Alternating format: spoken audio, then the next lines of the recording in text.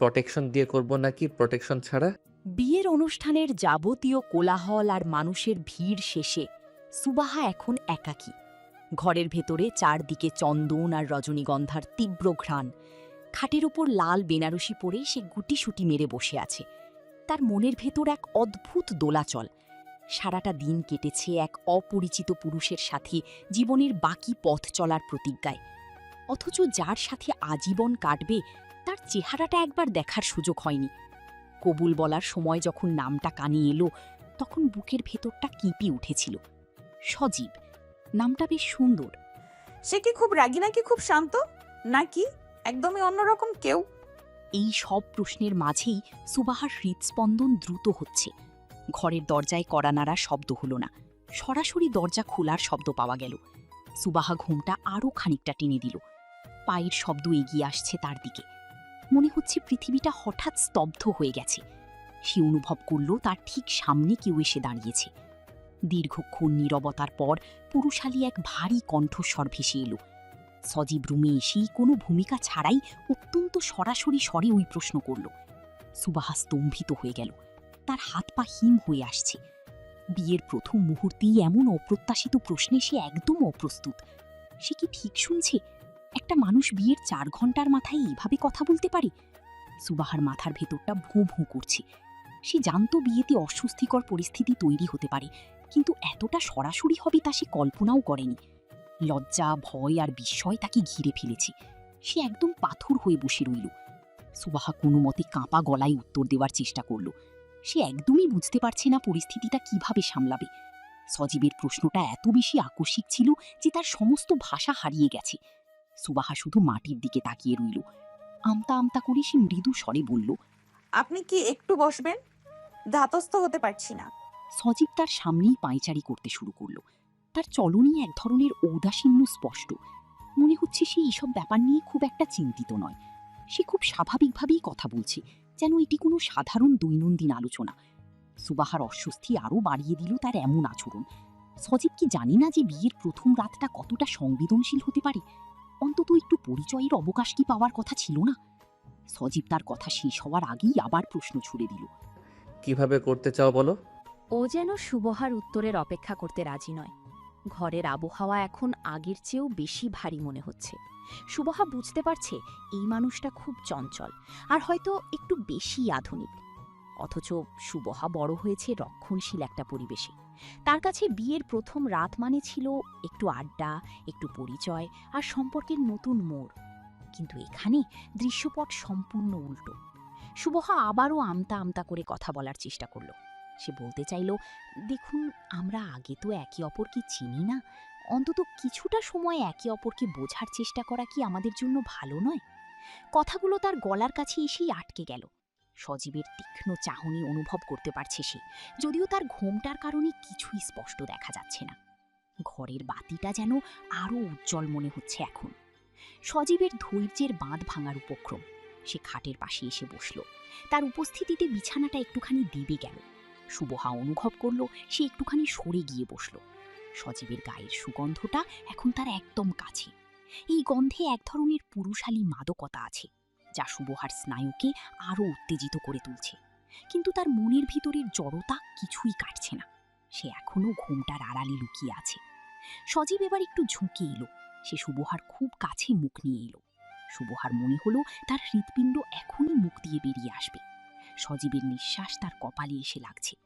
এই মানুষটার সাথে সে বাকি জীবন কাটাবে। সবকিছুই স্বপ্নের মতো মনে হচ্ছে। একটা অনিশ্চিত গন্তব্যের দিকে সে যাত্রা শুরু করেছে, যার মানচিত্র তার জানা নেই। সুবহা তবুও চুপ করে আছে। সে চাচ্ছে না এখন কথা বলে পরিস্থিতি আরও জটিল করতে, কিন্তু তার নীরবতা সজীবকে আরও বেশি প্ররোচিত করছে। সজীব বারবার একই কথা জানতে চাচ্ছে। তার মনে হচ্ছে সজীব হয়তো কোনো খেলায় মেতেছে। সে একদমই বুঝতে পারছে না সুবহার মানসিক অবস্থা এখন কি। সুবহা শুধু এই রাতটা কোনো মতে পার করার কথা ভাবছে।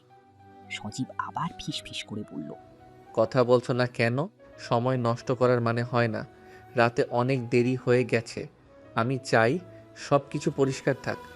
সুবাহার মাথা নিচু, তার হাত দুটো শাড়ির আঁচল মুঠো করে ধরে রেখেছে। নখের চাপে শাড়ির জড়িগুলো দুমড়ে মুচড়ে যাচ্ছে। সে এখনো ভয় পাচ্ছে, মাথা তুললে কি দেখবে। সুবাহা কোনো মতে উচ্চারণ করল, আমার খুব লজ্জা লাগছে। আপনি প্লিজ আমাকে সময় দিন। সজীব দীর্ঘশ্বাস ফেলে খাটের ওপর গা এলিয়ে দিল। তার এই নিঃশ্বাসের শব্দে শুভ বুঝতে পারল সে সম্ভবত বিরক্ত হয়েছে। শুভর মনে অপরাধ বোধ কাজ করছে, কিন্তু তার শরীর যে সাড়া দিচ্ছে না। সে এখনও মানসিকভাবে প্রস্তুত হতে পারছে না। ঘরের আলোটা যেন আরও ম্লান হয়ে এলো। শুভ অনুভব করল সজীব তার দিকে তাকিয়ে আছে। যদিও সে দেখতে পাচ্ছে না, তবুও তার শরীরের প্রতিটি রোমকূপ সজীবের উপস্থিতি টের পাচ্ছে। এটা বিয়ের প্রথম রাত, অথচ এখানে কোনো উষ্ণতা নেই। আছে কেবল অদ্ভুত এক দূরত্ব আর অস্বস্তি। শুভ বুঝতে পারছে না এই দূরত্ব কিভাবে কমাবে। সজীবের কণ্ঠস্বর এখন কিছুটা ধীর। সে বলল, লজ্জা পাওয়ার কিছু নেই, এটা আমার অধিকার। তোমার এই জ্বরটা আমাকে একটু অবাক করছে। সে একটু থামল, তারপর আবার বলল, তুমি কি এখনো আমাকে ভয় পাচ্ছ? শুভা মাথা নাড়ল না। সে কেবল মাটির দিকে চেয়ে রইল। তার চোখের কোণে পানি জমেছে কিনা সে নিজেই জানে না।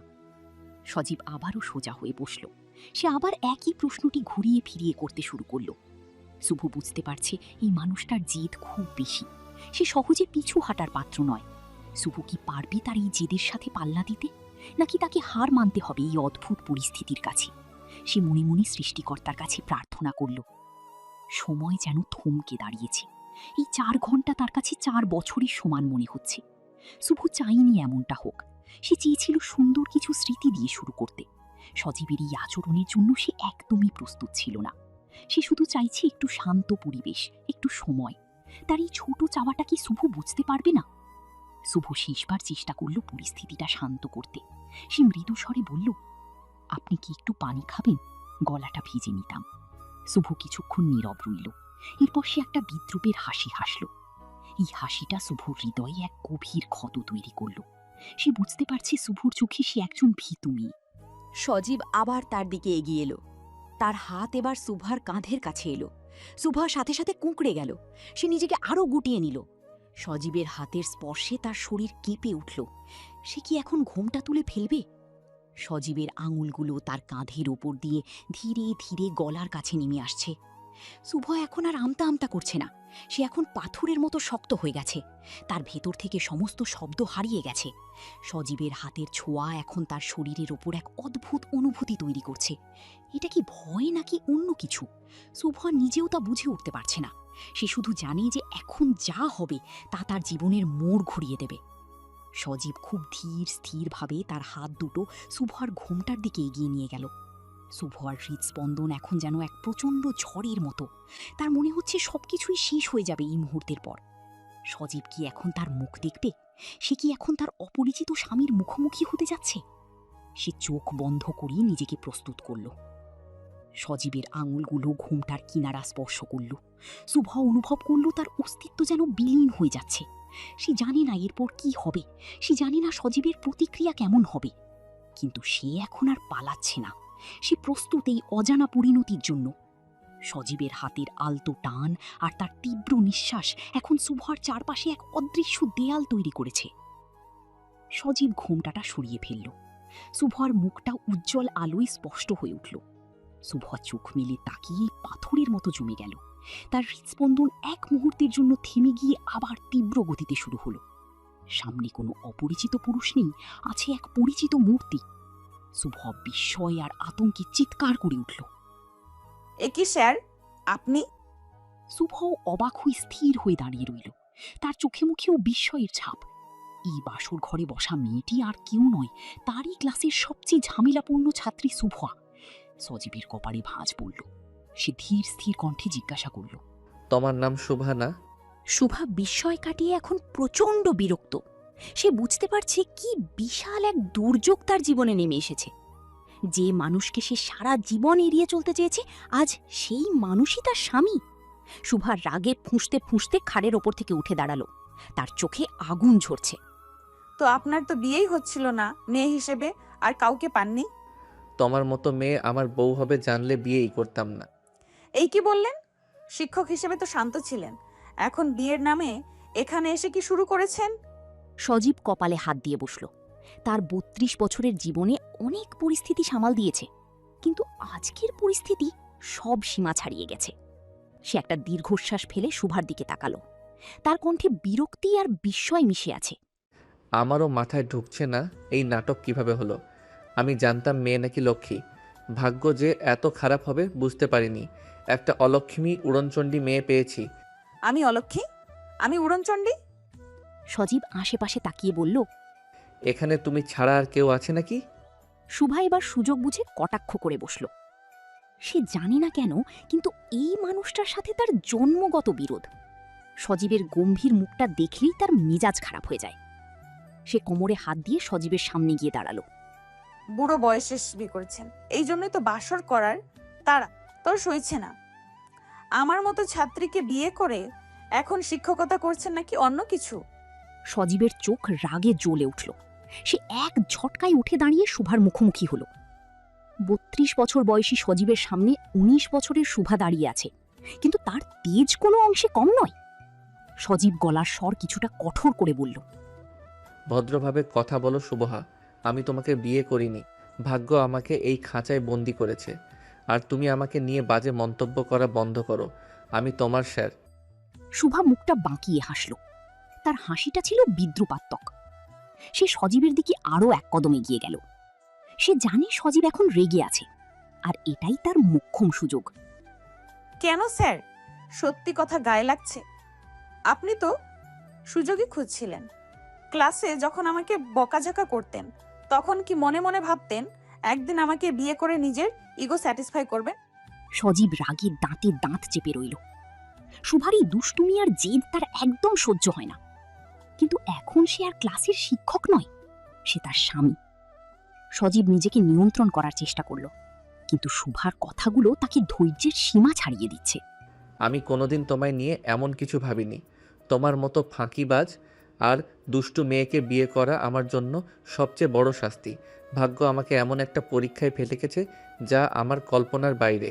শুভা খিলখিল করে হেসে উঠল। তার হাসিটা সজীবের কানে বিষের মতো লাগছে। শুভা হাত গুটিয়ে সজীবের দিকে তাকিয়ে বলল। শাস্তি তো আমারও হচ্ছে স্যার। এই বুড়ো মানুষটার সাথে সারা জীবন কাটাতে হবে। এর চেয়ে বড় অভিশাপ আর কি হতে পারে? আপনার ওই অঙ্কগুলো করতে করতেই তো জীবন শেষ হয়ে গিয়েছিল।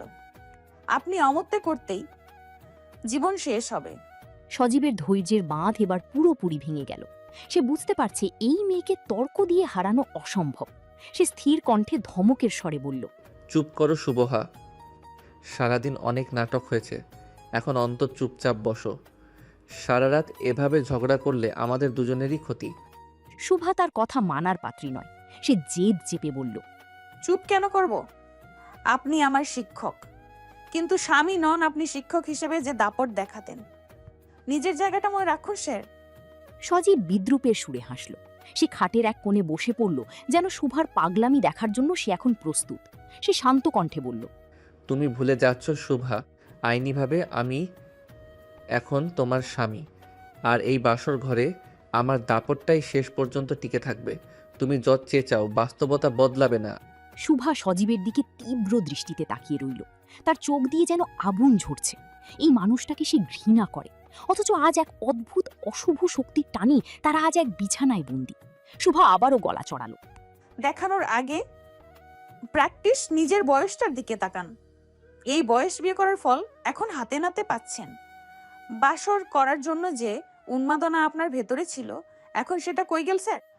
সজীব শটান হয়ে শুভার চোখের দিকে তাকালো। তার চোখে মুখে কোনো লজ্জা নেই, আছে কেবল কঠিন এক বাস্তবতা।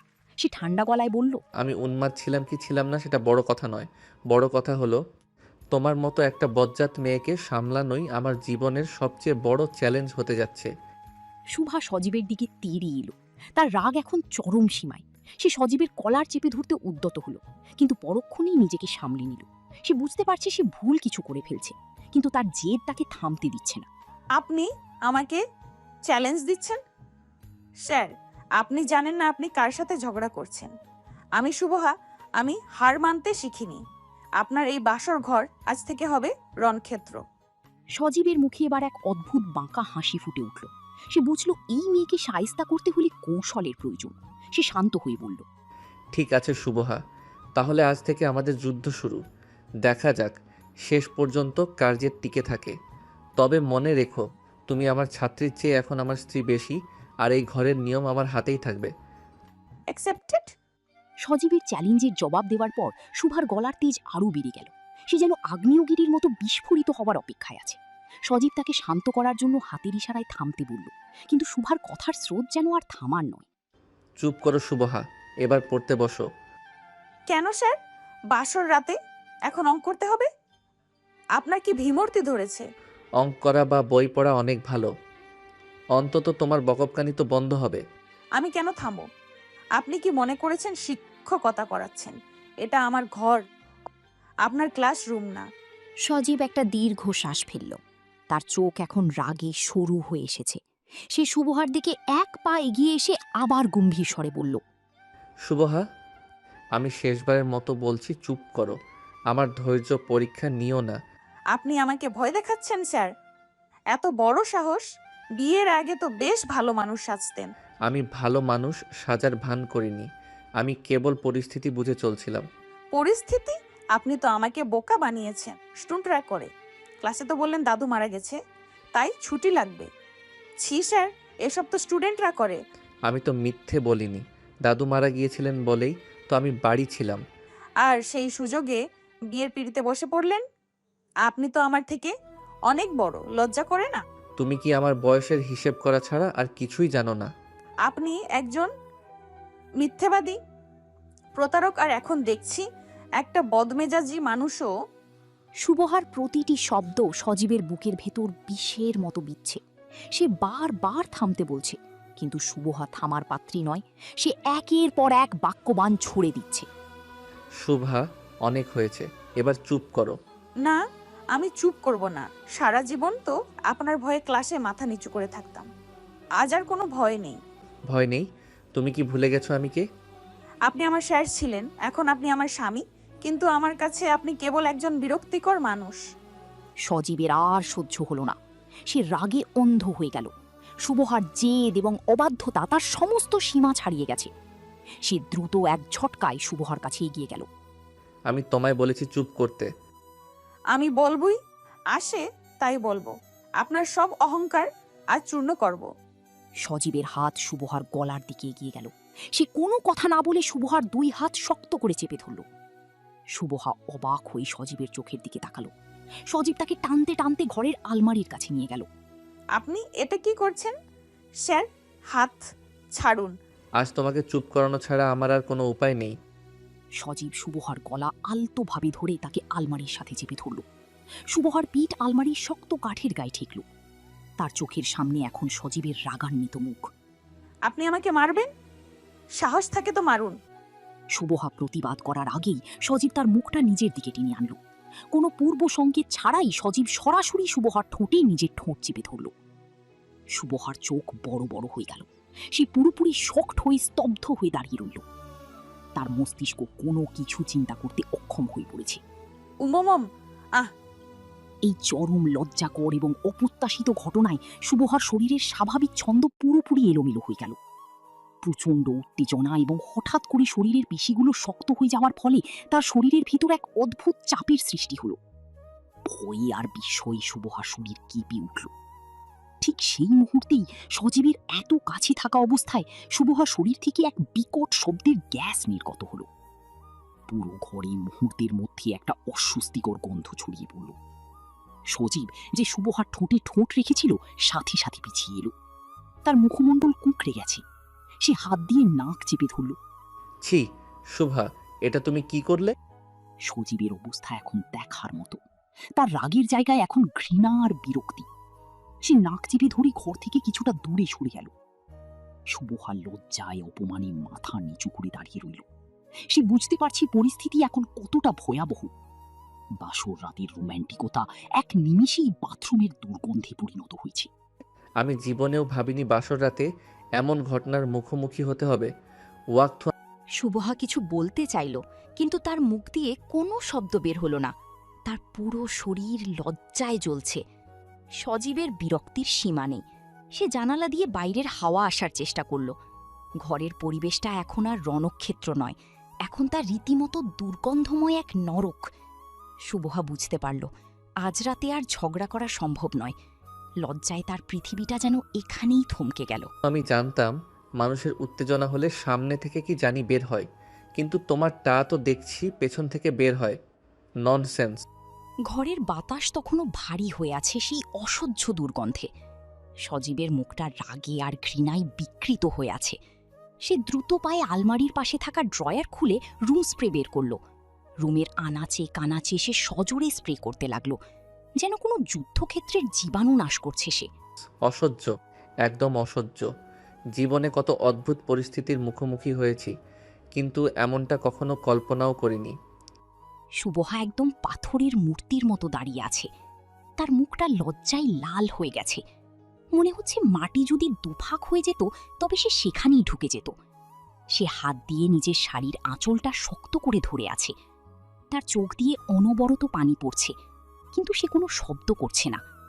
এই মুহূর্তের অপমান সে কোনো দিন ভুলবে না। কি দাঁড়িয়ে, জানালাগুলো খুলে দাও, দম বন্ধ হয়ে আসছে আমার।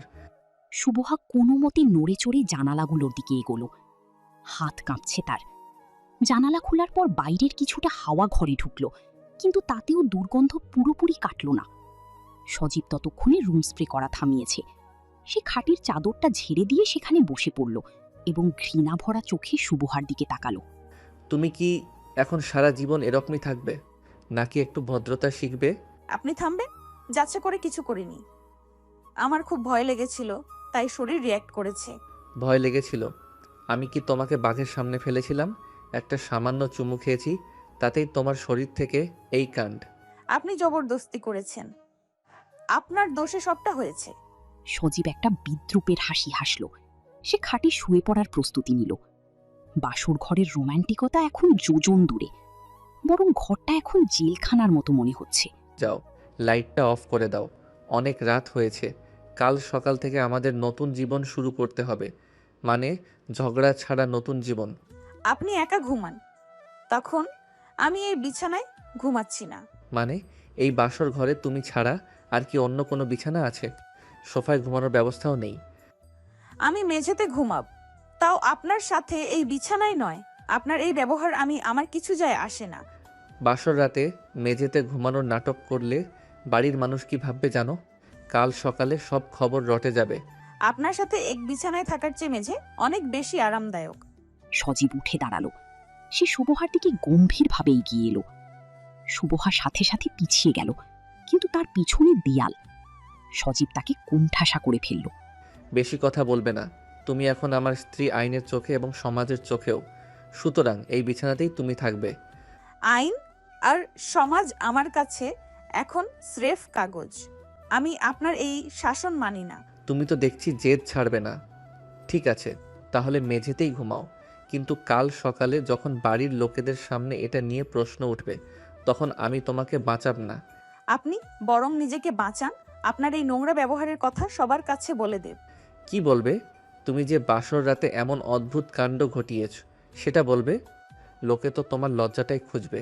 শুভহা চুপ হয়ে গেল। সজীবের যুক্তিটা অত্যন্ত কটু, কিন্তু সত্যি। সে এখন বুঝতে পারছে সে কতটা বিপদে আছে। সে রাগে আর অভিমানে খাটের এক কোণে বসে পড়ল। বিছানার মাঝখানে সে বালিশ দিয়ে একটা দেয়াল তৈরি করল। এই সীমানা পেরিয়ে আসবেন না। আপনি আপনার দিকে থাকবেন, আমি আমার দিকে। বালিশের দেয়াল? তুমি কি মনে করেছ এটা দিয়ে তুমি আমার থেকে দূরে থাকতে পারবে? আপাতত মানসিকভাবে শান্তি পাব। শান্তি তোমার কপালে নেই শুভা। সারা রাত ঘুমাব না আমি। অঙ্ক করার জন্য খাতা কলম বের করো। বাসর রাতে অঙ্ক করার আনন্দই আলাদা হবে। আপনি মানুষ না অমানুষ? বাসর রাতে কে অঙ্ক করায়? যে মানুষটা একজন অমানুষ ছাত্রী পায়, সে অঙ্ক করাবে না তো কি করবে? তোমার মাথার গন্ডগোল দূর করার একটাই পথ, সেটা হলো ক্যালকুলাস। আপনি কি আমাকে পাগল বানাতে চান? তুমি অলরেডি পাগল।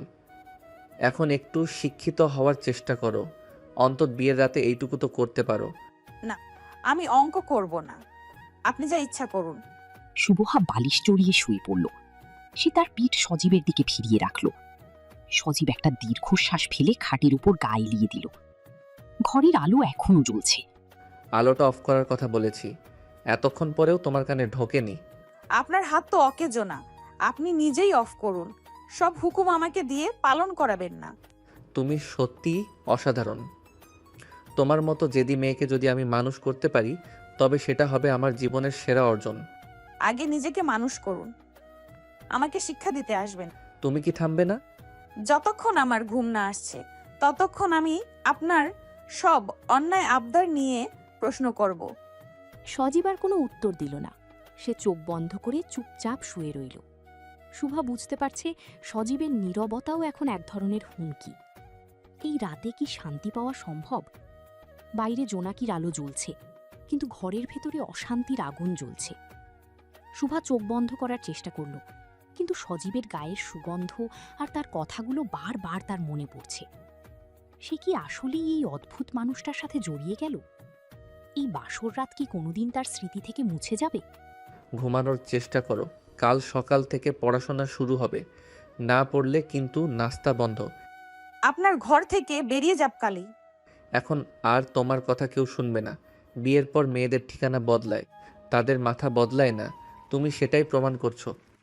আপনি চুপ করবেন, না হলে আমি কিন্তু চিৎকার করব। চিৎকার করো, লোকে এসে দেখবে তাদের নতুন বউ বাসর রাত না করার জন্য চিৎকার করছে। তাতে তোমার সম্মান বাড়বে, কমবে না। শুভা রাগে ফুঁসছে। সে বুঝতে পারছে সজীবের মুখে সবসময় একটা মোক্ষম উত্তর তৈরি থাকে। সে বালিশের ওপর মুখ লুকিয়ে কাঁদতে শুরু করল, কিন্তু সজীব তাতেও নির্বিকার। সে খুব শান্তভাবে শুয়ে আছে, যেন কিছুই হয়নি। এই অদ্ভুত দম্পতির বাসর রাতে ঘুমের চেয়ে ঝগড়াই বেশি প্রাধান্য পেল। রাত বাড়ছে, কিন্তু তাদের সম্পর্কের তিক্ততা এক চুলও কমছে না। সকাল হতে এখনও দেরি, আর এই দীর্ঘ রাতটা যে তাদের জন্য এক কঠিন পরীক্ষা হতে যাচ্ছে তা নিশ্চিত। শুভা আর কোনো কথা বলল না। সে শুধু ভাবছে কিভাবে এই মানুষটার হাত থেকে মুক্তি পাওয়া যায়। কিন্তু ভাগ্য যেন তাকে এই জেদি সারের সাথেই আটকে রেখেছে চিরতরে। সজীব তার চোখ খুলে একবার শুভার দিকে তাকালো। তার মনে কি কোনো দয়া হচ্ছে, নাকি সে আরও নতুন কোনো ফন্দি আঁটছে? এই রহস্যময় রাতে সবকিছু যেন থমকে আছে। বাসর ঘরের এই অশান্তি পরিস্থিতি আগামীতে কোন দিকে মোড় নেবে তা কেউ জানে না। সজীব আর শুভার এই যুদ্ধ কেবল শুরু হয়েছে মাত্র। শুভহা, একটা কথা মনে রেখো, বাসর রাত সুন্দর হোক বা না হোক, আমাদের সংসারটা কিন্তু চলতেই থাকবে। তাই শান্তি চাইলে একটু মানিয়ে নাও। আপনার সাথে মানিয়ে নেওয়া আমার পক্ষে অসম্ভব। অসম্ভব বলে কিছু নেই, সময় সব ঠিক করে দেবে। এখন ঘুমাও, কালকের দিনটা তোমার জন্য অনেক কঠিন হতে যাচ্ছে। আমি কঠিন দিনেই অভ্যস্ত স্যার। অঙ্ক ক্লাসের চেয়ে খারাপ কিছু আর কি হতে পারে? খুব দ্রুতই বুঝতে পারবে। অঙ্ক ক্লাস অন্তত ক্লাসরুমে শেষ হতো, আমাদের এই ঝগড়া কিন্তু ২-৪ ঘন্টা চলবে। আমি এই ২-৪ ঘন্টা আপনার সাথে ঝগড়াই করে যাব। দারুণ, তাহলে কালকের সকালটা হোক ঝগড়া দিয়ে। এখন আপাতত ঘুম। শুভা আর কোনো কথা বলল না। সে তার বালিশের দেয়ালে মুখ গুজে পড়ে রইল। ঘরের আলোটা এখনো উজ্জ্বল। সজীব উঠে গিয়ে সুইচটা টিপে দিল। ঘর অন্ধকার হয়ে গেল। কেবল চাঁদের আলো জানালা দিয়ে শুভার মুখটা ছুঁয়ে যাচ্ছে। এই অন্ধকার বাসর রাতে শুভা আর সজীব দুজনেই জেগে আছে, কিন্তু তাদের মনের দূরত্ব আকাশ সম। এই রাত কি তাদের জীবনের নতুন কোনো অধ্যায়ের সূচনা করবে, নাকি এই তিক্ততাই বই বেড়াবে আজীবন? সময় এর উত্তর দেবে। মাঝরাতে নিস্তব্ধতা হঠাৎ করেই ভেঙে পড়ল এক প্রবল ঝড়ে। বাইরে মেঘের গর্জনের সাথে সাথেই ঘরে বিদ্যুৎ চলে গেল। ফ্যানগুলো মুহূর্তেই থেমে গেল। সজীব আর শুভার ঘরের ভেতরটা এখন ঘুটঘুটে অন্ধকার। ভ্যাপসা গরম মুহূর্তের মধ্যে জেগে বসল। শুভা গভীর ঘুমে অচেতন, কিন্তু এই তীব্র গরম তার ঘুমের রাজ্যেও হানা দিল। সে অস্বস্তিতে এপাশ এপাশ করতে লাগলো। ঘুমের ঘুরেই তার পা দুটো খাট জুড়ে ছটফট করছে। খাটের কাঠের ফ্রেমে তার পায়ের লাথি গিয়ে লাগলো, আর সেই সাথে তার পায়ের নুপুরগুলো ঝংকার দিয়ে উঠল।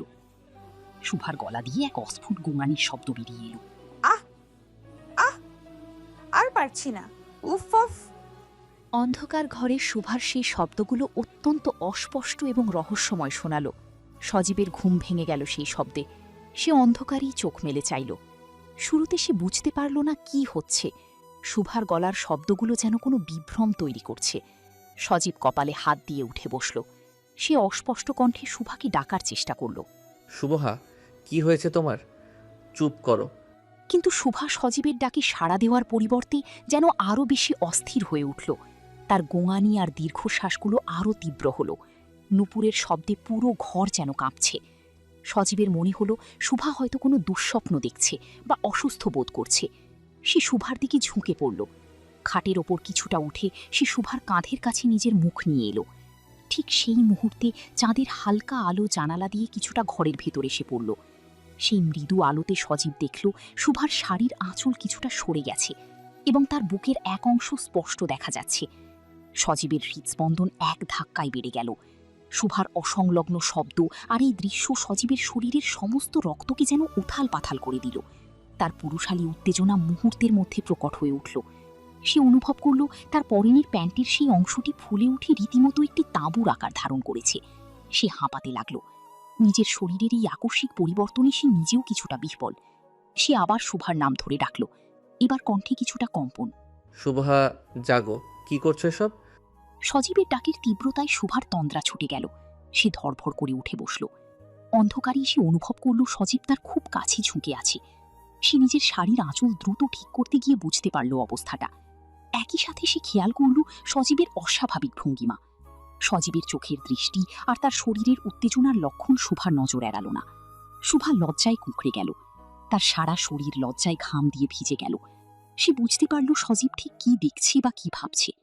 আপনি আপনি এখানে কেন? কি দেখছেন? সজীব কোনো উত্তর দিল না।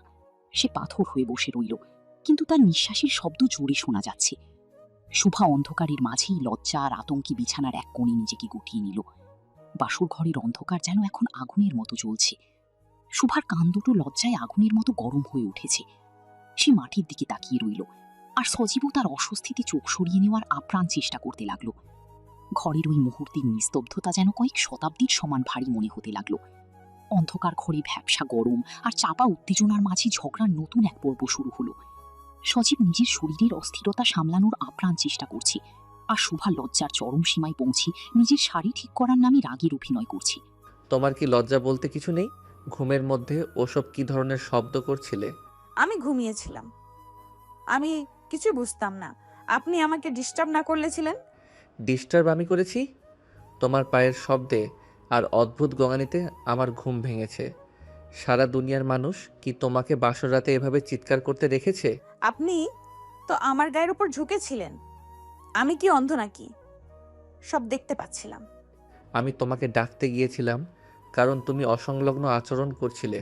আমি জানতাম না যে এখানে অন্য কোনো অভিসন্ধি লুকিয়ে আছে। মিথ্যে বলবেন না স্যার। আপনি ঠিক কি দেখছিলেন তা আমি বুঝতে পারছি। আর নিজের এই অবস্থা দেখে লজ্জা হওয়া উচিত আপনার। আমার অবস্থা? তুমি কি আয়নার সামনে দাঁড়িয়ে আছ নাকি? তোমার কারণেই পরিস্থিতিটা এমন হয়েছে। আমার কারণে অঘরে ঘুমাচ্ছিলাম। গরমে আমার শ্বাস নিতে কষ্ট হচ্ছিল, আর আপনি কি না সেটাকে অন্যভাবে নিলেন। গরম লাগলে মানুষ পানি খায়, পাখার হাওয়া খায়। তুমি যেভাবে ছটফট করছিলে, যে কোনো স্বাভাবিক মানুষের মনেই বিভ্রান্তি সৃষ্টি হবে। আপনি মানুষ না, আপনি আস্ত একটা শয়তান। নিজের ছাত্রীকে বিয়ে করে এখন এই নোংরা মানসিকতা দেখাচ্ছেন। ছাত্রীকে বিয়ে করা আমার শখ ছিল না, আর এই বাসর রাতে তোমার মতো একটা মেয়েকে সামলানো আমার জন্য বিড়ম্বনা। বিড়ম্বনা লাগছে? তাহলে যান বাথরুম বা অন্য কোথাও গিয়ে নিজেকে ঠান্ডা করুন। আমার দিকে নজর দেবেন না। বাথরুমে থাকবো না কোথায় তা আমাকে তোমার কাছ থেকে শিখতে হবে না। তুমি চুপ করো শুভহা, তোমার অসভ্যতার মাত্রা সব ছাড়িয়ে গেছে। অসভ্য আমি না, অসভ্য আপনি। বিয়ের প্রথম দিনেই যা শুরু করেছেন পশুর পক্ষেই সম্ভব। আমি পশু? তাহলে মনে রেখো, তুমি একজন পশুর সাথেই আজ সারা রাত এই খাটে বন্দি আছো। বন্দি আমি নই, আমি অভিশপ্ত। একজন মানুষের সাথে নাসার সাথে জীবন কাটানো আমার জন্য নরক যন্ত্রণার সমান। তাহলে সেই নরক যন্ত্রণার স্বাদ আরও একটু নাও। আর কথা বাড়াবে না, আমি এখন ঘুমানোর চেষ্টা করব। আপনার জন্য তো বাসর রাতটা একদম উপযুক্ত হয়েছে, তাই না? অংক্লাস আর অপমান দুটো একসাথে। তুমি কি ঝগড়া থামাবে না? তোমার গলার আওয়াজ শুনলে আমার মাথা ধরে যাচ্ছে। পিঠ ধরুক, আমার তাতে কিচ্ছু যায় আসে না। মাথা ধরুক। আপনি আমাকে যেভাবে অপমান করেছেন তার জবাব আমি দেব। কি জবাব দেবে তুমি? এরপর কি মেঝেতে গ্যাসের শব্দ করে আমাকে কোণঠাসা করার চেষ্টা করবে? আপনি কি সেই কথা এখনো ভোলেননি? মনে রাখবেন, আমার সাথে পাঙ্গা নেওয়া অত সহজ নয়। পাঙ্গা আমি নিচ্ছি না, তুমি নিচ্ছ।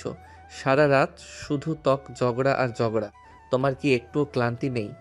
আপনার সাথে ঝগড়া করাটা আমার শখ হয়ে দাঁড়িয়েছে। আপনার ওই গম্ভীর মুখে রাগের ছাপ দেখাটা আমার কাছে এখন আনন্দদায়ক। আনন্দদায়ক? আমি তোমাকে আজ এমন শিক্ষা দেব যে তুমি আর কোনোদিন আমার সামনে মুখ খোলার সাহস পাবে না। দেবেন শিক্ষা? দিন না, দেখি দেখি আপনি শিক্ষক হিসেবে কতটা সফল হন আজ। তুমি কি আমাকে উস্কাচ্ছ শুভহা? সাবধান করছি, আমার ধৈর্যের শেষ সীমানায় আছি আমি। আপনার ধৈর্য অনেক আগেই শেষ হয়েছে। এখন আপনি শুধু এক দিশেহারা স্বামী, যার কিনা নিজের স্ত্রীর কাছেই হার মানতে হচ্ছে। অন্ধকার ঘরে তাদের কথা কাটাকাটি চলতেই থাকল। দুজনের কণ্ঠস্বরই তিক্ততা আর জেদ। গরমে তারা দুজনেই ঘেমে অস্থির, কিন্তু ঝগড়া থামার কোনো লক্ষণ নেই। সজীব রাগে গুমড়ে মরছে, আর সুভা তার অদম্য জেদ নিয়ে সজীবকে আরও উত্তেজিত করে তুলছে। বাসর ঘরে সেই আদিম অন্ধকার যেন তাদের এই পারস্পরিক ঘৃণার সাক্ষী হয়ে রইল। সকালের রোদ তখনও পুরোপুরি ওঠেনি, কিন্তু সজীব আর সুভার বাসর ঘরের অস্বস্তি কাটতে না কাটতেই নতুন দিনের ঝগড়ার দামামা বেজে উঠল। বিয়ের পর প্রথম দিনই কলেজে যেতে হবে। সজীবের নিয়মনিষ্ঠা আর সুভার অনিচ্ছা মিলে পরিবেশটা যেন বারুদের স্তূপের মতো হয়ে আছে। কলেজে পৌঁছনোর পর থেকেই তাদের এই স্নায়ুযুদ্ধ জনসমক্ষে ছড়িয়ে পড়ল। কলেজে আজ প্রথম দিন, মনে রেখো আমার ক্লাসে একদম দুষ্টুমি চলবে না। আমি তোমার স্বামী হতে পারি, কিন্তু এখানে আমি তোমার শিক্ষক। আপনি শিক্ষক হিসেবে কতটা সফল তা কাল রাতেই বুঝেছি স্যার। দাক্ষণিক আশিস, ক্লাসরুমের শৃঙ্খলা আর বাসর ঘরের শৃঙ্খলা, দুই জায়গাতেই আপনি কেবল দাপট দেখাতে জানেন। ভদ্রভাবে কথা বলো শুভা। সবার সামনে এভাবে কথা বলার সাহস কোথায় পাচ্ছ? সবাই তো জানেই না আপনি আমার স্বামী। আমি যদি চিৎকার করে সবাইকে বলে দিই যে আমার স্যারই আমার স্বামী, অবস্থাটা কি হবে স্যার? এটা কি আমাকে হুমকি দিচ্ছ? আমার ক্যারিয়ার নিয়ে তোমার মাথা ব্যথা করার দরকার নেই। নিজের পড়াশোনায় মন দাও। পড়াশোনা? সারা রাত যে অঙ্কের ভূত আমার মাথায় চেপেছিলেন, তার কি আর কিছু মাথায় ঢুকছে? আপনার অঙ্ক করতে করতে তো আমার জীবনটাই অঙ্ক হয়ে গেছে। শোনো, বাড়িতে তুমি যা খুশি করেছো, কিন্তু কলেজে আমার কোনো কাজে নাক গলাবে না। এখানে আমি তোমাকে সবার সাথে সমানভাবে দেখব। সমানভাবে দেখবেন? ক্লাসের সবার সামনে আমাকে কোণঠাসা করার পরিকল্পনা করছেন তো? সেটা অনেক আসি। আমি কিন্তু খুব ভালো করেই জানি আপনার মতিগতি। আমার মতিগতি তোমার চেয়ে ভালো আর কেউ জানে না। এই যে এখন তুমি যেভাবে দাঁড়িয়ে আছো, তাতে করে মানুষ অন্য কিছু ভাববে। ঠিকমতো দাঁড়িয়ে কথা বলো। আপনি কেন আমাকে নিয়ন্ত্রণ করতে চাইছেন? আপনি আমার স্বামী, তা অনেক আসি, আমার বস নন। সারাক্ষণ অর্ডার দেওয়া বন্ধ করুন। অগোছালো জীবনযাপন আর ফালতু জেদ, এটাই তোমার পরিচয়। ক্লাসে আসো, দেখি আজ কতটা ঝগড়া করো।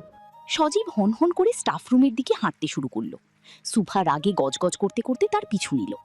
ক্লাসরুমে ঢোকার পর ছাত্রছাত্রীদের ভিড়। সুভা তার বন্ধুদের মাঝে বসার চেষ্টা করল, কিন্তু সজীবের তীক্ষ্ণ দৃষ্টি তার উপর। ক্লাস চলাকালীন সুভা বারবার সজীবকে অবজ্ঞার চোখে তাকাচ্ছিল, আর সজীবও তার অঙ্ক করানোর ভান করে সুভাকেই বারবার প্রশ্ন করছিল। শুভা, গতদিনের পড়াটা বলো তো, নাকি বাড়িতে আমার সাথে ঝগড়া করতে গিয়ে পড়াটা ভুলে গেছে? পড়া তো মনে আছে স্যার, কিন্তু আপনার অঙ্কগুলোর চেয়ে আমার কাছে জীবনের অঙ্কটা এখন জটিল মনে হচ্ছে। সেই জটিলতা কি আপনি সমাধান করতে পারবেন? ক্লাসে ব্যক্তিগত আলাপ বন্ধ করো। আমি পড়া জিজ্ঞেস করছি, নিজের সংসারের হাহাকার শোনাতে বলিনি। সংসারে তো হাহাকার আপনার জন্যই স্যার। একজন বুড়ো মানুষের সাথে জীবন কাটানো সত্যিই অঙ্কের জটিল সমস্যার চেয়েও কঠিন। শুভা, ক্লাসের সীমা ছাড়িয়ে যেও না। তোমাকে এখন বহিষ্কার করতেও আমার দ্বিধা হবে না। বহিষ্কার করুন, তাতে অন্তত আপনার মুখটা তো দেখা বন্ধ হবে। বাড়িতে তো সহ্য করতে হয়ই, কলেজেও যদি আপনার এই চেহারা দেখতে হয় তবে আমার দম বন্ধ হয়ে যাবে। দম বন্ধ হলে বাথরুম আছে, সেখানে গিয়ে অঘটন ঘটাও। ক্লাসে বসে আমার ধৈর্য পরীক্ষা নিও না। আপনি কি এখনো সেই বাথরুমের গন্ধের কথা ভুলতে পারেননি? এত তাড়াতাড়ি মনে করিয়ে দিলেন। শক্তি তো দেখছি প্রখর। চুপ করো, ক্লাসের সবাই তাকিয়ে আছে। আমি বলছি চুপ করো। না, আমি চুপ করব না। সারা জীবন তো আপনার ভয়েই ছিলাম, আজ সব ফাঁস করে দেব। ক্লাসের সবাই অবাক হয়ে তাকিয়ে আছে। স্যার আর ছাত্রের এই অদ্ভুত ঝগড়া তাদের কাছে নতুন কিছু। সজীব রাগে কাঁপছে, আর সুভা যেন আজ সব হার মানার পণ করেছে। শিক্ষক আর স্বামীর দ্বৈত চরিত্রে সজীবের অবস্থা নাজেহাল। কলেজের বারান্দা থেকে শুরু করে ক্লাসরুম সবই যেন তাদের রণক্ষেত্র হয়ে উঠেছে। এই ঝগড়ার শেষ কোথায় তা কেউ জানে না, তবে সুভা আর সজীবের এই নতুন জীবন যে এক আগ্নেয়গিরির উপর দাঁড়িয়ে আছে তা এখন পরিষ্কার। কলেজ ছুটি শেষে সজীব আর সুভা একসাথেই বের হলো। সজীবের বাইকটি কলেজের গেটের বাইরেই দাঁড়িয়েছিল। ঝগড়ার রেশ এখনো কাটেনি, দুজনের মুখে কুলুপাটা। সুভার আগে গজগজ করতে করতে বাইকের পিছনের সিটে বসার জন্য হাত বাড়ালো। ঠিক তখনই একদল বখাটে ছেলে বাইকের পাশে এসে দাঁড়ালো। তাদের চোখে মুখে এক ধরনের নোংরা হাসি। কিরে শোভা, তুই তো দেখি স্যারকে নিয়ে বাইকে ঘুরতে বেরিয়েছিস। বয়ফ্রেন্ড হিসেবে বুড়োটা কেমন সার্ভিস দিচ্ছে? আরে স্যারের তো এখন রিটায়ারমেন্টের বয়স, এই বয়সে কি আর এনার্জি আছে? তুই বরং আমাদের সাথে চল।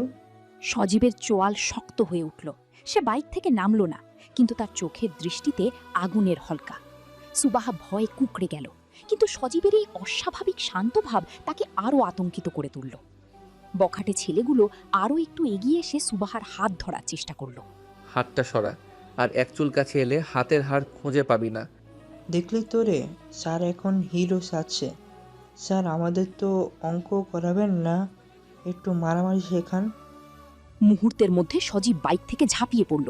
সজীব যে এত দ্রুত আক্রমণ করতে পারে তা কেউ কল্পনাও করেনি। সে এক ঝটকায় ছেলেটার কলার চেপে ধরে দেওয়ালে আছড়ে ফেলল। অন্য ছেলেগুলো তেড়ে এলে সজীব তাদের উপর এমনভাবে ঝাঁপিয়ে পড়ল যে মনে হলো সে কোনো রণকৌশলী যোদ্ধা। সজীবের প্রতিটি ঘুষিতে বখাটেদের দাঁত টলমল করে উঠল। সুবাহা দূরে দাঁড়িয়ে অবাক বিস্ময়ে দেখল তার চিরচেনা সেই শান্ত স্যারকে, যিনি ক্লাসে চক ডাস্টার নিয়ে গম্ভীর থাকতেন, তিনি আজ তাকে বাঁচাতে কি ভয়ঙ্কর রূপ ধারণ করেছেন। ছেলেগুলো পিঠ টান দেওয়ার পর সজীব ধুলো ঝেড়ে সুবাহার দিকে ফিরল। তার কপালে বিন্দু বিন্দু ঘাম, ঠোঁটের কোণে সামান্য রক্ত। সুবাহা ভয়ে কাঁপছে। সজীব বাইক স্টার্ট দিয়ে সুবাহার দিকে তাকিয়ে গম্ভীর গলায় বলল, উঠো, আজ খুব খিদে পেয়েছে, আগে কিছু খাইয়ে আনি। সুবাহা ধীরে ধীরে বাইকের পিছনে বসল। সজীব বাইক টানল শহরের নির্জন রাস্তার দিকে। বিকেলের পরন্ত রোদ তাদের উপর এসে পড়ছে। সুবাহা ইতস্তত করে সজীবের শার্টের কোণটা ধরল। সজীবের পিঠের উষ্ণতা তার শরীরে ছড়িয়ে পড়ছে। রাস্তার দুই পাশে সারিবদ্ধ গাছ, বাতাসের হিমেল পরশ আর সজীবের বাইকের গতি। সুবাহার মনে হলো এই মানুষটার রাগের আড়ালে অন্য এক ব্যক্তিত্ব লুকিয়ে আছে। ভয় পেয়েছিলে? আপনি আমাকে বাঁচালেন কেন? আমি আপনার সবচেয়ে বড় মাথা ব্যথার কারণ। মাথা ব্যথা হলেও তুমি আমার স্ত্রী, অন্যের ছোঁয়া লাগলে আমার ইগোতে লাগে। সুবাহা কিছু বলল না। সজীবের এই অদ্ভুত অধিকারবোধ তার হৃদয়ে এক নতুন কম্পন তৈরি করল। বাইক এখন শহরের লিক রোডে। সজীব ধীর গতিতে বাইক চালাচ্ছে। সুবাহা সাহস করে একটু এগিয়ে এসে সজীবের কাঁধে মাথা রাখল। সজীব কোনো প্রতিবাদ করল না, বরং তার গতি আরও কমিয়ে দিল। আপনি কি এখনো আমার উপর রেগে আছেন? রেগে থাকার মতো এনার্জি আমার নেই শুভহা, বরং আজ তোমার এই পাগলামিগুলো খুব শান্ত লাগছে। আমাকে কি আপনার ভালো লাগে? ভালো খারাপের ঊর্ধ্বে কিছু একটা তৈরি হচ্ছে মনে হয়। বাসর রাতের ওই অঘটনগুলো মনে করলে এখনো হাসি পায়। শুভা লজ্জায় সজীবের পিঠে মুখ লুকালো। সজীব এক হাত সরিয়ে শুভার হাতটা নিজের হাতের মুঠোয় নিয়ে নিল। রাস্তার আলো এখন মিটমিট করে জ্বলছে। দিনের ঝগড়া, ক্লাসের তিক্ততা আর রাতের সব অস্বস্তি যেন এই মুহূর্তের শীতল বাতাসে ধুয়ে মুছে সাফ হয়ে গেল। এই মানুষটার সাথেই কি সারা জীবন কেটে যাবে? শুভা বুঝতে পারল ঘৃণা থেকে প্রেমের শুরুটা আসলে অনেক গভীর হয়। সজীবের হাতের মুঠোটা এখন অনেক বেশি উষ্ণ, অনেক বেশি নির্ভরতার। তারা দুজনে মিলে আজ যেন এক নতুন মানচিত্র খুঁজে পেল, যেখানে ঝগড়া থাকলেও ভালোবাসার একটা অদৃশ্য সুতো তাদের বেঁধে ফেলেছে। রাতের শহর তখন গভীর নিস্তব্ধতায় ডুবে আছে। ঘরে ফিরেও যেন এক অস্থিরতা কাজ করছে সজীব আর শুভার ভেতর। বাইক রাইডে সেই উষ্ণতাটুকু রেশ রেখে গেছে দুজনের মনেই। ঝগড়ার সেই তিক্ততা আজ যেন অনেকটা ম্লান। বাথরুমের শাওয়ারের শব্দে শুভার ভাবনার জগৎটা একটু থমকে গেল। সে বাথরুমে ঢুকেছিল হাত মুখ ধোয়ার জন্য, কিন্তু বাথরুমের ভেতরে এসেই সে দেখল সজীব আগে থেকেই সেখানে। সজীব তার গায়ের শার্টটা খুলেই শাওয়ারের নিচে দাঁড়িয়েছিল। তুমি? আমি ভেবেছিলাম তুমি অন্য বাথরুমে গেছো। আমি জানতাম না আপনি এখানে। আমি শুভা ঘোরার আগেই সজীব তার কবজিটা ধরে ফেলল। শাওয়ারের ঝরঝরে জল তখন সজীবের সারা শরীরে বয়ে যাচ্ছে। বাথরুমে সেই হালকা আলোই সজীবের চওড়া কাঁধ আর তার উপর জলের ধারা অদ্ভুত এক মোহ তৈরি করল। সজীবের হাতটা আলতো কিন্তু দৃঢ়। সে শুভাকে টান দিয়ে নিজের কাছাকাছি নিয়ে এলো। আর পালাবে কোথায়? এখন তো আর কোনো দেয়াল নেই, কোনো অঙ্ক খাতা নেই। আপনি সজীব শুভার গাল ছুঁয়ে আলতো করে জল সরিয়ে দিল। শুভার ভিজা শাড়ি সজীবের শরীরের সংস্পর্শে আসতেই এক অদ্ভুত শিহরণ দুইজনের মেরুদণ্ড দিয়ে নেমে গেল। সজীবের হাতের স্পর্শ এবার আর আগের মতো কঠোর নয়, বরং এক গভীর ভালোবাসার ছোঁয়া তাতে। সে শুভার ভিজা চুলগুলো কানের পেছনে সরিয়ে দিয়ে তার কপালে নিজের কপাল ঠেকালো। সারাটা দিন ঝগড়া করে আমাদের অনেক সময় নষ্ট হয়েছে। আজ কি আর কোনো অঙ্ক করার ইচ্ছে আছে? আপনি আপনি অমানুষ। সারাটা দিন রাগ দেখালেন, আর এখন আমি মানুষ হওয়ার চেষ্টা করছি শুভা, তোমার জন্য। শুভা মাথা নিচু করে রইল। সজীবের হাতের উষ্ণতা তার শরীরের প্রতিটি শিরায় এক নতুন প্রাণীর সঞ্চার করছে। শুভা ধীরে ধীরে নিজের হাত সজীবের কাঁধে রাখল। বাথরুমের ঝাপসা কাঁচের ওপাশে ঝিঁঝি পোকার ডাক শোনা যাচ্ছে, আর ভেতরে জল আর নিঃশ্বাসের মিলেমিশে একাকার এক পরিবেশ। সজীব এবার শুভার চিবুক ধরে তাকে নিজের দিকে তাক করালো। দুজনের ভেজা ঠোঁটের মাঝে দূরত্ব আর নেই বললেই চলে। বাসর রাত তো তখনই শেষ হয়নি, আজ শুরু হোক। আপনার সব জেদ কি মিটেছে স্যার? শিক্ষক হিসেবে আজ নয়, আজ শুধুই তোমার স্বামী হিসেবে তোমার কাছে সারেন্ডার করলাম। সজীব আবার তাকে নিজের বুকের কাছে জড়িয়ে নিল। বাথরুমের আর্দ্র বাতাসে দুজনের হৃৎস্পন্দন যেন এক তালে বাজছে। শুভহার চোখে এখন আর কোনো ভয় নেই, নেই কোনো ঘৃণা। তার বদলে সেখানে ফুটে উঠেছে এক অজানা ভালো লাগা। সজীবের বুকের ধুকফুকুনি শুভহার কানে মৃদু সঙ্গীতের মতো লাগছে। ঝর্ণার জল তাদের উপর ঝরে পড়ছে অঝোর ধারায়, আর সেই জলের তোড়ে মুছে যাচ্ছে তাদের অতীতের সব তিক্ত স্মৃতি। সজীবের হাতের আঙুলগুলো শুভহার কোমর জড়িয়ে ধরল। শুভহা তার চোখ দুটো বন্ধ করে সজীবের বুকের উষ্ণতায় ডুবে গেল। বাথরুমের ওই ছোট পরিসরেই আজ যেন এক বিশাল মহাবিশ্বের সৃষ্টি হলো। ঘৃণা থেকে ভালোবাসা আর ঝগড়া থেকে রোম্যান্স, তাদের জীবনের এই মোড়টা আজ এক অদ্ভুত পূর্ণতা পেল। বাথরুমের বাতিটা নিভে যাওয়ার মুহূর্তেও তাদের নিঃশ্বাসের উষ্ণতা এক নতুন ভবিষ্যতের ইঙ্গিত দিয়ে গেল। বাসর রাতের অসমাপ্ত সব আলাপ আজ এই ভেজা বাথরুমে এসে এক গভীর অনুরাগে পূর্ণতা পেল।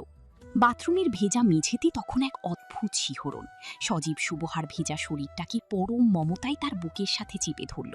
শুভহার ভেজা শাড়ি সজীবের গায়ের সাথে লিপটে আছে, যা দুজনের শরীরের প্রতিটি ভাঁজকে একে অপরের কাছে আরও স্পষ্ট করে তুলছে।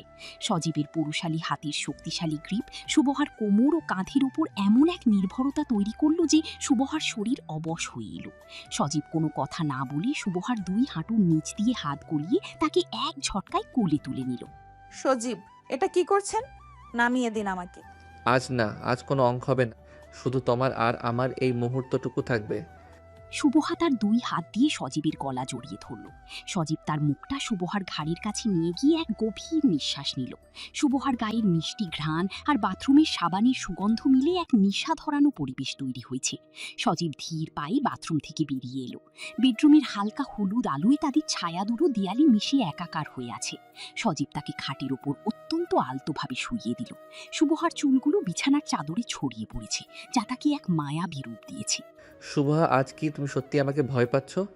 এখন অনেক ভয় লাগতো, কিন্তু এখন এখন মনে হয় এটাই আমার গন্তব্য। সজীব সুবাহার পাশে গিয়ে শুল। সে নিজের শরীরের ভার সুবাহার উপর আলতো করে রাখল। তাদের নিঃশ্বাসের শব্দ এখন পুরো ঘরের নীরবতাকে ছাপিয়ে যাচ্ছে। সজীব সুবাহার কপালে, গালে এবং চোখের উপর আলতো চুম্বনের ছাপ বসিয়ে দিতে লাগল। প্রতিটি স্পর্শে সুবাহার সারা শরীরে বিদ্যুৎ খেলে যাচ্ছে। সুবাহা তার চোখের পাতা বন্ধ করে সজীবের এই ভালোবাসার ছোঁয়া গ্রহণ করল।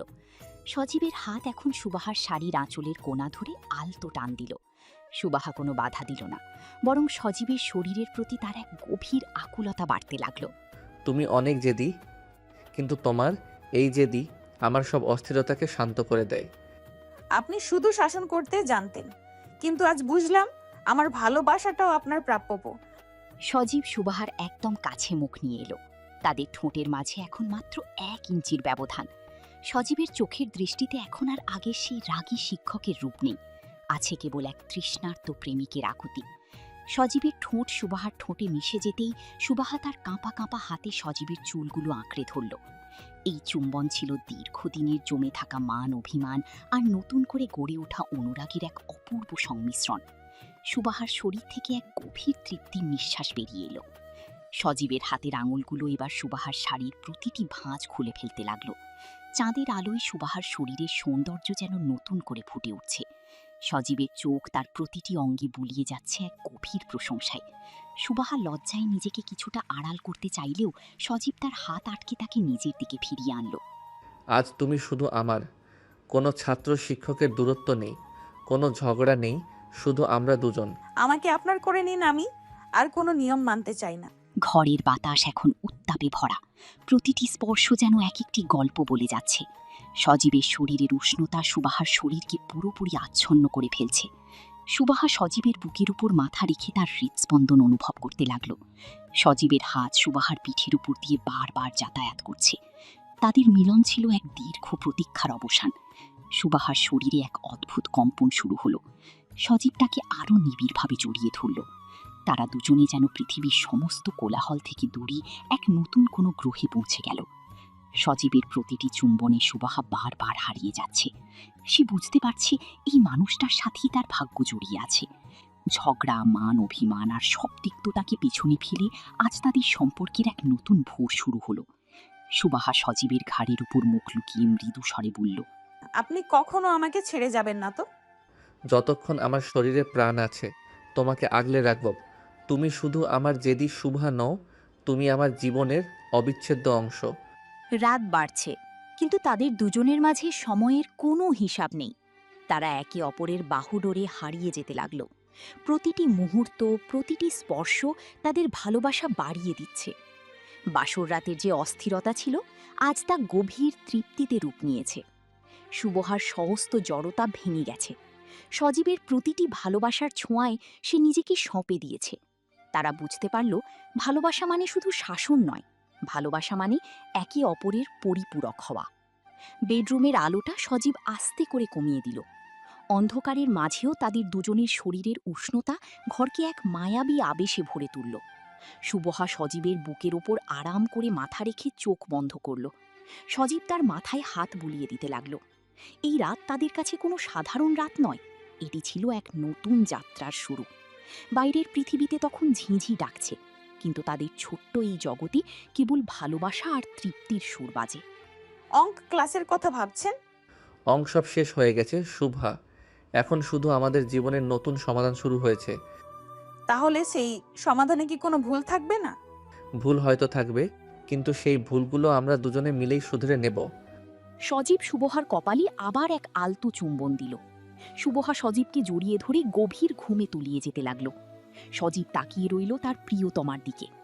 এই সুবহা, যে কিনা ক্লাসে তাকে নাজেহাল করত, আজ সে তার সবটুকু ভালোবাসা দিয়ে তাকে আপন করে নিয়েছে। রাতের নিস্তব্ধতায় কেবল তাদের দীর্ঘশ্বাসের শব্দ ছাড়া আর কিছুই শোনা যাচ্ছে না। প্রেমের এই দীর্ঘ পথটা এখন তাদের দুজনের জন্য সমান মসৃণ।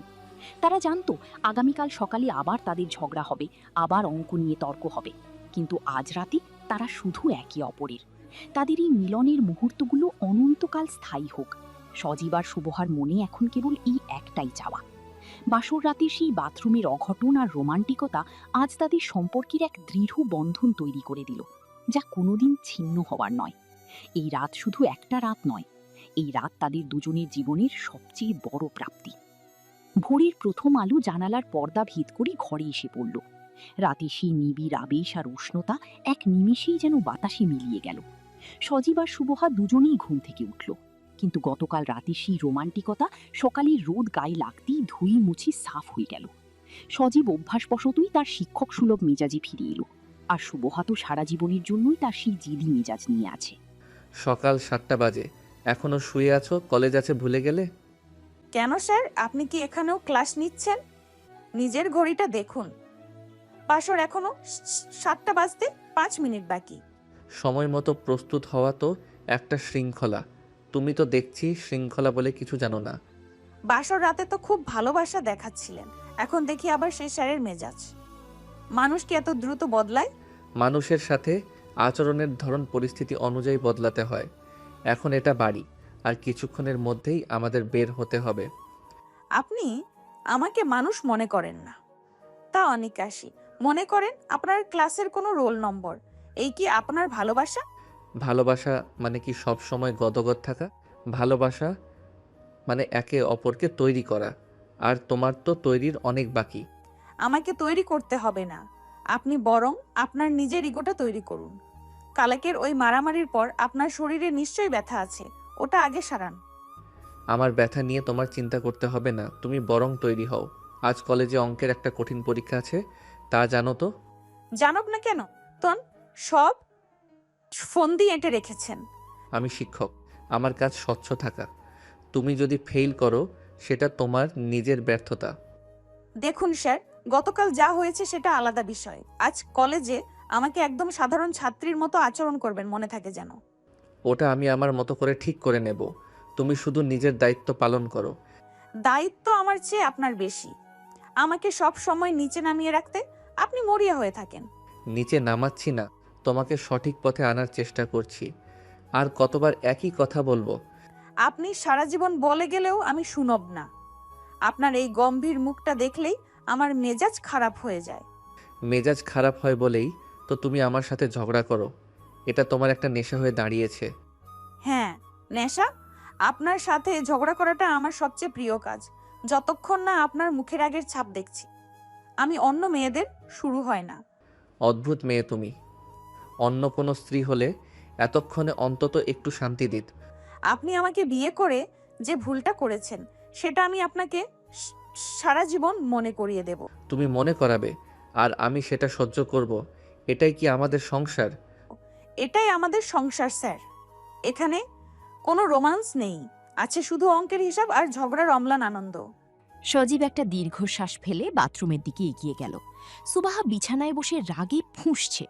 গতকাল রাতের সেই ঘনিষ্ঠতা, সেই ভালোবাসার স্বীকারোক্তি সবই যেন আজকের এই সকালের তিক্ততায় ঢাকা পড়ে গেল। সজীব জানে সুবাহার এই জেদ কোনোদিন কমবে না, আর সুবাহা জানি সজীব তার এই শাসকের স্বভাব কোনো দিন ছাড়বে না।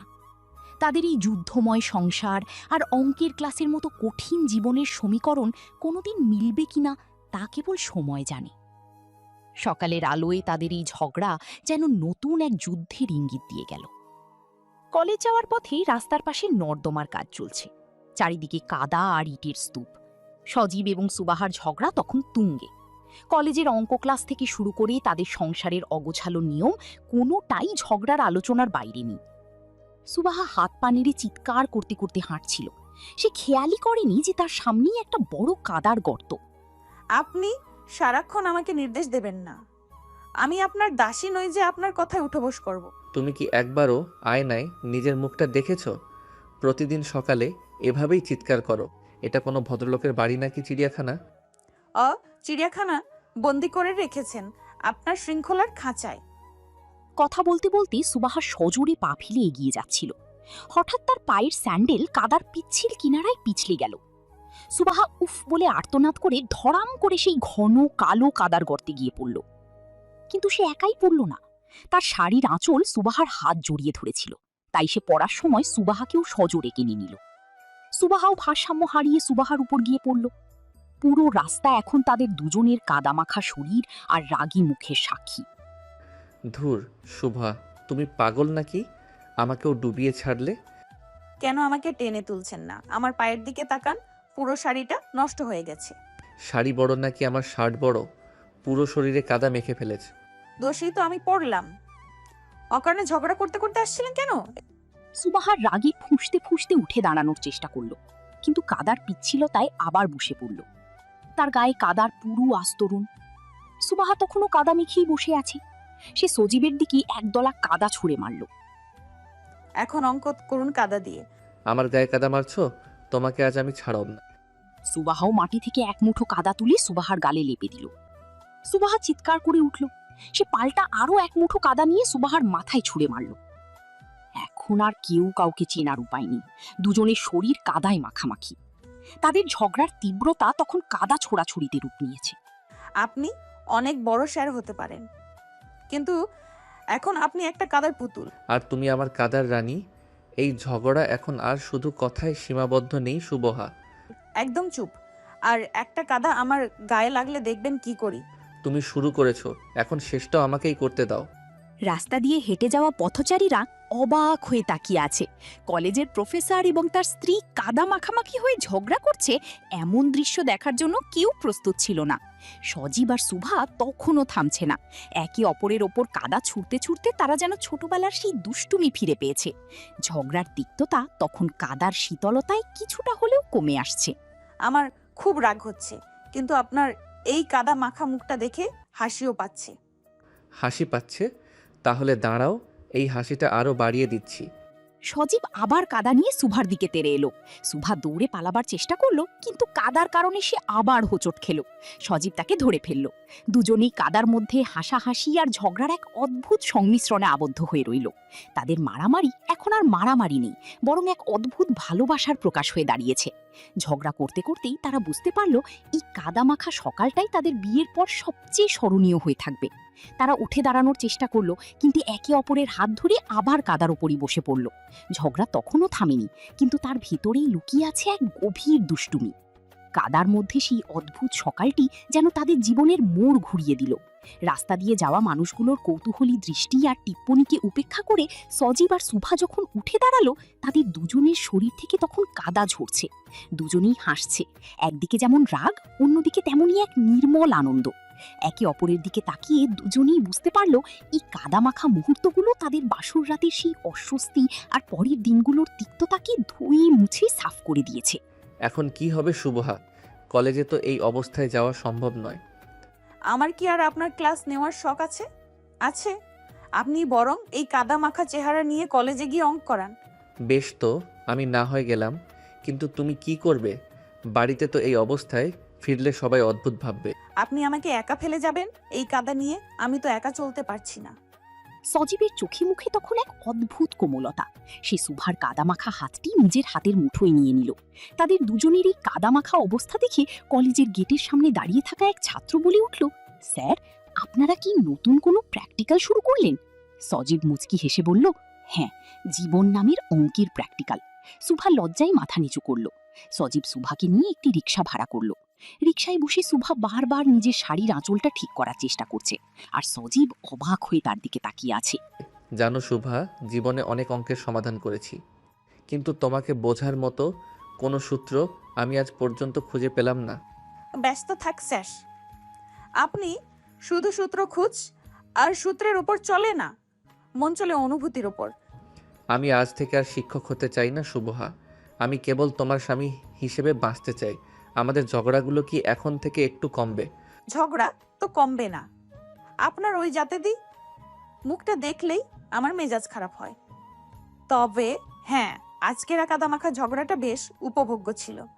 বাড়িতে ফেরার পর তাদের অবস্থা দেখে বাড়ির সবাই তো অবাক, কিন্তু সজীব আর শুভহা তখন আর লুকোচুরি করছে না। তারা দুজনে মিলে বাথরুমে গেল। গতকাল রাতে সেই বাথরুম যেখানে তাদের রোম্যান্স শুরু হয়েছিল, আজ সেখানে কাদা পরিষ্কার করার ধুম। শাওয়ারের নিচে দাঁড়িয়ে দুজনে একে অপরের কাদা পরিষ্কার করে দিচ্ছে। এই ছোট ছোট মুহূর্তগুলোই যে সংসার সাজানোর আসল কারিগর, তা তারা এখন বুঝতে পারছে। শুভহা, একটা কথা বলবো? বলুন, আজ আবার কি নতুন অঙ্কের সমাধান নিয়ে এসেছেন? আজ কোনো অঙ্ক নেই, শুধু তোমাকে বলতে চাই আমি তোমাকে ভালোবাসি। ওই ক্লাসের সেই চঞ্চল মেয়েটি যখন আমার স্ত্রী হয়ে এসেছে, তখন থেকে জীবনটা একটু বেশি ঘটনাবহুল হয়ে গেছে। ভালোবাসি? আপনি খুব রাগী, খুব জেদি, কিন্তু আপনার ভেতরে যে একটি কোমল হৃদয়ের মানুষ আছে, সেটা আমি বাসর রাতেই টের পেয়েছিলাম। দিন পেরিয়ে সন্ধ্যা নামল। ঝগড়ার সেই তিক্ত দিনগুলো পেছনে ফেলে আজ তারা দুজনে এক নতুন সম্পর্কের সন্ধানে। সজীব তার আলমারি থেকে শোভহার জন্য একটি নতুন শাড়ি বের করে দিল। শোভহা সেটি পরে আয়নার সামনে দাঁড়ালো। সজীব তার পেছনে এসে দাঁড়ালো। সে শোভহার চুলে আলতো করে হাত বোলাতে লাগলো। শোভহা আয়নায় সজীবের দিকে তাকিয়ে মৃদু হাসল। এই হাসিটাতে কোনো বিদ্রুপ নেই, আছে এক গভীর প্রশান্তি। কাল থেকে কি আবার কলেজে ঝগড়া হবে? সেটা তো পরিস্থিতি বলে দেবে। তবে হ্যাঁ, সাপেছনে বসে অঙ্ক করার চেয়ে আপনার সাথে সংসার করাটা আমার কাছে বেশি ইন্টারেস্টিং। তাহলে তো আমাদের সংসারের সিলেবাসটা একটু বড় করতে হয়, কি বলো? সিলেবাস তো বাড়বেই স্যার। স্বামী স্ত্রীর সম্পর্কের সিলেবাস কি আর এত ছোট? রাতের আকাশে চাঁদটা যেন আজ একটু বেশিই উজ্জ্বল। বারান্দায় দাঁড়িয়ে দুজনে একে অপরের হাত ধরে আছে। কোনো কথা নেই, শুধু নিস্তব্ধতার মধ্যে এক ধরনের বোঝাপড়া। তাদের জীবনের এই দীর্ঘ যাত্রাটা হয়তো শুরু হয়েছিল এক ভুল বোঝাবুঝি আর জেদের ওপর ভিত্তি করে, কিন্তু আজকের এই শান্ত সন্ধ্যা প্রমাণ করল যে ভালোবাসা অনেক সময় ঝগড়ার আগুনেই পাকাপোক্ত হয়। সজীবের সেই রাগী চাহনি আর শুভহার সেই জেদি স্বভাব, এই দুই মেরুর মানুষ যখন একে অপরের পরিপূরক হয়ে ওঠে, তখন সংসারটা আর কেবল চার দেয়ালের মাঝে সীমাবদ্ধ থাকে না। শুভা, কাল সকালে কিন্তু তোমাকে আর অঙ্কের জন্য বকবক শুনতে হবে না। আমি ঠিক করেছি, কাল আমরা কোথাও ঘুরতে যাব। সত্যি স্যার? আপনি কি তাহলে শিক্ষকতা থেকে ছুটি নিচ্ছেন? আমি আজ থেকে শুধু তোমারই, কোনো ছাত্রের স্যার নয়। আমার জেদি স্যার আজ কি তাহলে নতি স্বীকার করলেন? তোমার জেদের কাছে হার মানাটাই বোধ হয় আমার জীবনের সবচেয়ে বড় অঙ্কের সমাধান। শুভা সজীবের বুকে মাথা রাখল। সজীব তার হাতটি শুভার মাথায় রাখল। বাইরের দুনিয়া তখনও ব্যস্ত, ঝিঁঝি পোকা ডাকছে, কিন্তু এই দম্পতির কাছে পৃথিবীটা এখন অনেক ছোট, অনেক আপন। ঝগড়া, মান অভিমান আর কাদামাখা সকাল পেরিয়ে তারা এমন এক জায়গায় পৌঁছেছে যেখানে কোনো অঙ্কের হিসাব নেই, আছে কেবল অসীম ভালোবাসা। তাদের গল্পের এখানেই ইতি, তবে এই ইতির মাধ্যমেই শুরু হলো এক নতুন অনন্ত গল্পের। সজীব আর শুভার এই সংসার যে অঙ্কের কোনো সূত্র মানবে না, তা তারা আজ জেনে গেছে।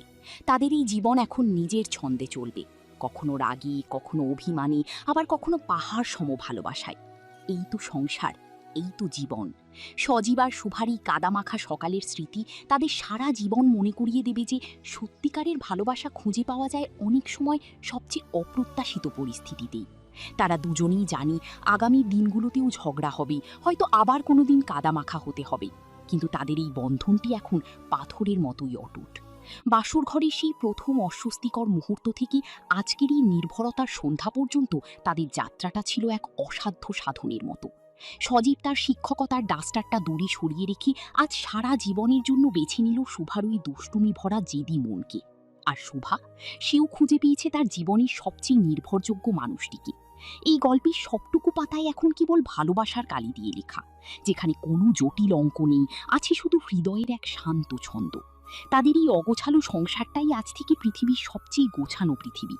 শুভা আর সজীবের এই ভালোবাসার গল্প যেন এক চিরন্তন সমীকরণ, যার সমাধান কেবল হৃদয়ের গভীরেই পাওয়া সম্ভব, এবং সেই সমীকরণের নাম ভালোবাসা। শুভা, তোমার মেজাজটা কি আজ একদমই ঠিক নেই? সকাল থেকে শুধু ঝগড়া করছো। কেন স্যার? আপনি কি আজ আমাকে অঙ্ক না করিয়ে ঝগড়া করার শাস্তি দিতে চান? না, আমি তোমাকে শান্তি দিতে চাই। তোমার কি একটুও ক্লান্তি নেই? আপনার সাথে ঝগড়া করাটা আমার ক্লান্তি না, বরং আনন্দের।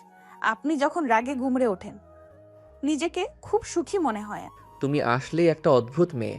নিজের স্বামীকে এভাবে উত্ত্যক্ত করা কি ভালো? আপনি আমার স্বামী হতে পারেন, কিন্তু আমার স্যার হওয়ার অভ্যাসটা এখনো যায়নি, তাই ছাত্রীর মতো ব্যবহারই করছি। তাহলে কি আমি তোমার ওপর শিক্ষক সুলভ শাসন প্রয়োগ করব? সাহস থাকে তো করে দেখুন। আমার ওপর নয়, আপনি শুধু ক্লাসের বোর্ডে ডাস্টার দিয়ে শাসন করতে পারেন, আমার ওপর নয়। ডাস্টার দরকার নেই, আমার চোখের দৃষ্টি যথেষ্ট। তোমার সব জেদ কি আজ এখানেই শেষ করবে? একদম নয়, বরং নতুন কোনো ঝগড়ার সূত্রপাত করছি। দেখুন তো, আমি কি আপনার সব অহংকার চূর্ণ করতে পারি না? চূর্ণ করার আগে একটু আয়নায় নিজের চেহারাটা দেখো। কাদার রানী হয়ে আছো। আমি কাদার রানী, আর আপনি আমার কাদা মাখা রাজা। আমাদের রাজত্বটা তো বেশ দারুণ, তাই না?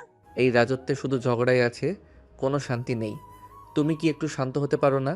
শান্ত হলে তো আমাদের সংসারটা আপনার সেই অঙ্কের খাতার মতোই বোরিং হয়ে যাবে। আমি সেটা হতে দেব না। তাহলে অঙ্ক ক্লাসটা না হয় কাল থেকে বন্ধই করে দিলাম। তুমি কি খুশি হবে? অঙ্ক ক্লাস বন্ধ করবেন? তাহলে আমাকে সামলাবেন কিভাবে? তোমাকে সামলানোর কোনো অঙ্ক নেই শুভা, তোমাকে শুধু ভালোবাসায় বেঁধে রাখা যায়। নতুন কোনো সূত্র শিখলেন? আগে কেন বলেননি? কারণ আগে আমি স্যার ছিলাম, এখন আমি শুধুই তোমার সজীব। এই সজীব মানুষটা কি অঙ্কের চেয়েও জটিল? হয়তো আরও জটিল, কিন্তু অঙ্কের চেয়ে অনেক বেশি মিষ্টি। ঠিক আছে, ঝগড়া একটু কমিয়ে দিলাম, কিন্তু শর্ত একটাই, আমার সাথে অঙ্ক আর তর্ক করবেন না। মেনে নিলাম, আজ থেকে শুধু আমাদের প্রেমের অঙ্কই চলবে। কেমন? মন্দ না, চলুন তাহলে নতুন করে সংসারটা শুরু করি। চলো। আজ থেকে আমাদের অঙ্ক ক্লাসে শুধু ভালোবাসার পাঠই থাকবে। এইভাবেই শেষ হলো তাদের কাদা মাখা ঝগড়া আর ঝগড়ার অন্তরালে গড়ে ওঠা ভালোবাসার এক দীর্ঘ অধ্যায়। আজকের রাতটি যেন তাদের সেই দীর্ঘ যাত্রার এক শান্ত সমাপ্তি। সজীব আর সুবহা দুজনেই এখন অনেক শান্ত, অনেক সুখী। তাদের এই ছোট্ট পৃথিবীটা যেন এক টুকরো স্বর্গের মতোই নির্মল। ঝগড়া নয়, আজকে বলি ভালোবাসার সুর।